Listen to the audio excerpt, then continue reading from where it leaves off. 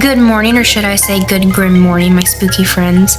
I'm sipping on my peppermint mocha from Starbucks today because what better way to set the mood for a chilling episode than with something sweet and festive.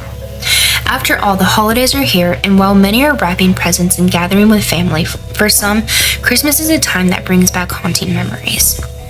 Grab your coffee or whatever you're sipping on, maybe something with a little extra spice, and settle in because today's story is one that will make you rethink the holidays forever.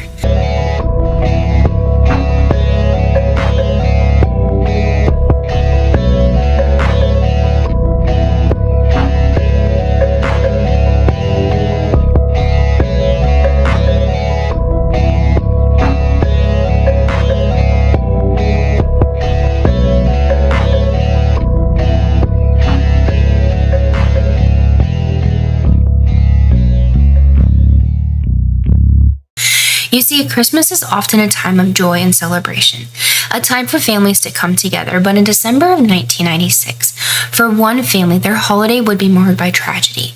What was supposed to be a peaceful Christmas night turned into a mystery that still haunts us today.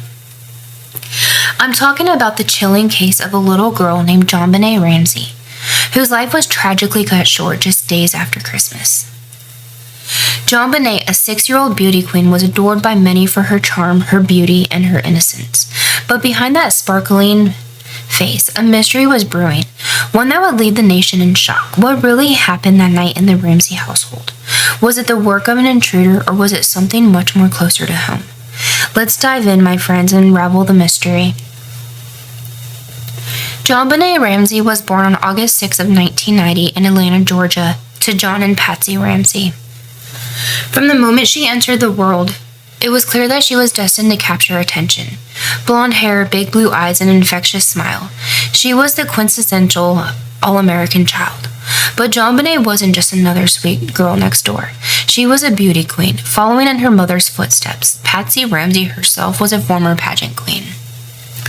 By age 6, JonBenét had already accumulated numerous pageant titles. With her face gracing the covers of local magazines, she dazzled judges with her charisma, her poise, and her ability to light up a room. But behind the stage lights, what was JonBenét's life really like? Sure, she lived in a beautiful home in Boulder, Colorado. A picture-perfect family setting, but she was a living embodiment of the Ramsey's desire to maintain a perfect image. Was she living the childhood of her dreams, or was she just a trophy or a symbol of her family's success? Here's the unsettling thought. In true crime, there's always a notion of perfect family. One that's too perfect, almost too pristine. Is there something lurking beneath all that beauty, something darker that we haven't seen? Let's rewind to the night of December 25th of 1996, Christmas night. The Ramseys had just finished celebrating the holidays. JonBenét had performed in a Christmas play at church earlier in the evening, and her parents had just wrapped another successful pageant season for her. Everything seemed normal. Christmas cheer filled the air, but then at 5:52 a.m. on December 26th, Patsy Ramsey made a call that would shatter everything.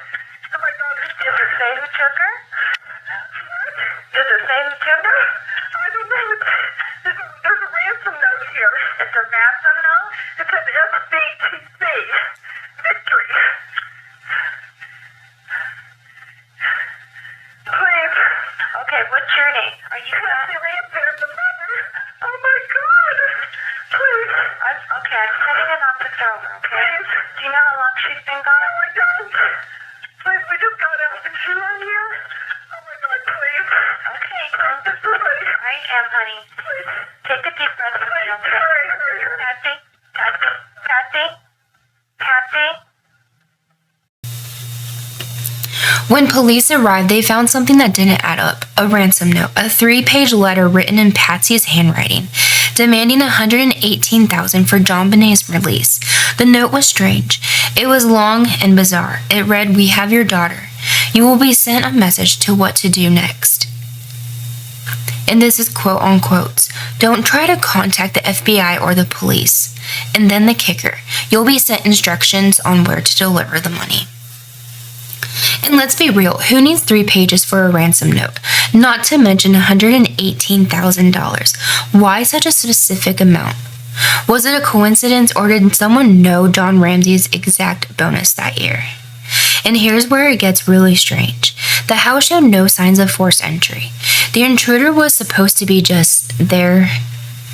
Let's hold on to that thought for a bit.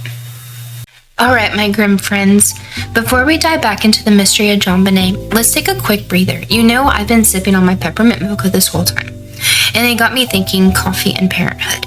2 things that go hand in hand, right? Seriously, if you're a parent, coffee is your lifeline. It's like a secret superpower. I mean, who else could survive on 4 hours of sleep, a toddler tantrum, and somehow still function like a human being if not for that magical cup in your hand? I swear, I don't even remember what I did before coffee. And then there's the parent coffee routine. You start your day thinking, okay, today I'm going to be a calm, collected adult. You pour your first cup and it's like, I got this. Fast forward 3 minutes later and your coffee is cold because your kids had already stolen your soul and the remote, and now you're brewing another cup. It's a never-ending cycle of caffeination, isn't it? Let's be real, if you ever need to feel truly powerful, try drinking a hot coffee while your kid is screaming in the background. It's like you're in the middle of a battle, but that hot cup of Joe, it's your shield. And have you ever tried to drink your coffee in peace when your kid needs something every 5 seconds? Mom, where's my shoe? Dad, I'm hungry again. I think parents could actually develop a sixth sense for when they've taken that first sip and their kids magically appear like moths to the flame, like they just know.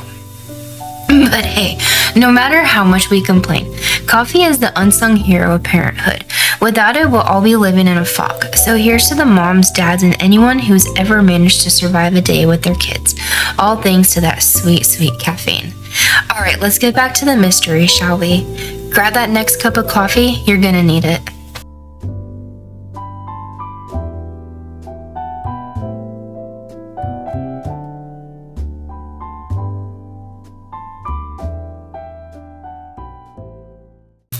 Fast forward to 1 p.m. on December 26 of 1996.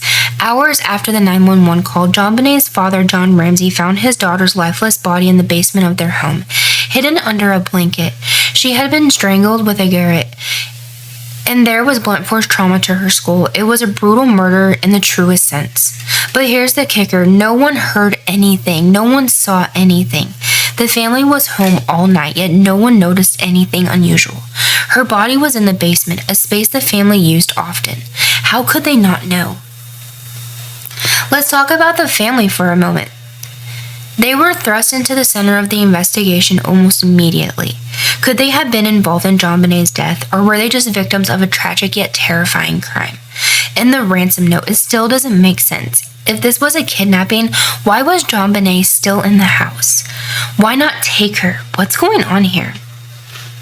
Now, the investigation took some pretty wild turns. The police initially focused heavily on the family. After all, who else could not have been involved? They questioned the Ramseys extensively. Patsy Ramsey was interviewed multiple times, and some said her answers were inconsistent. But honestly, who wouldn't be shaken up in a situation like this? Then there was Burke Ramsey, JonBenét's older brother. He was 9 years old at the time.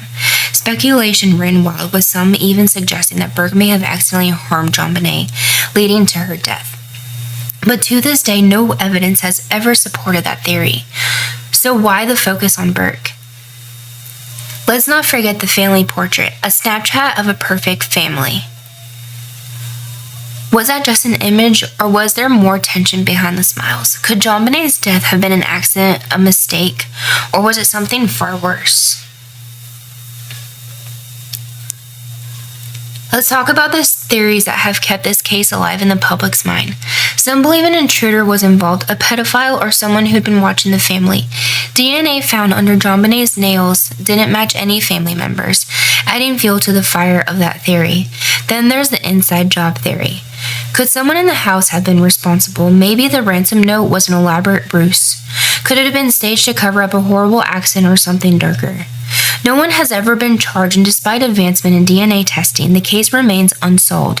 Theories abound, but the truth, it's still out of reach. Fast forward to recent years, the JonBenét case took another turn. In 2023, John Ramsey, JonBenét's father, released a documentary titled The Truth About JonBenét. In it, John opens up about his grief, the pain of being publicly accused, and his continued quest for answers. You can hear the heartbreak in his voice. It's clear that even after all these years, he's still desperately searching for the truth. Could we finally be getting closer, or will we forever be left in the dark? As we wrap up today's episodes, we left the chilling reality that JonBenét's case remains unsolved. For 29 years now, the mystery of her death was haunted by all of us. And despite new documentaries, new evidence, and new theories, the truth remains elusive. And here's the thing, the haunting part is, it isn't just the fact that the case is still open, it's that a little girl, full of life and joy, had been reduced to a mystery.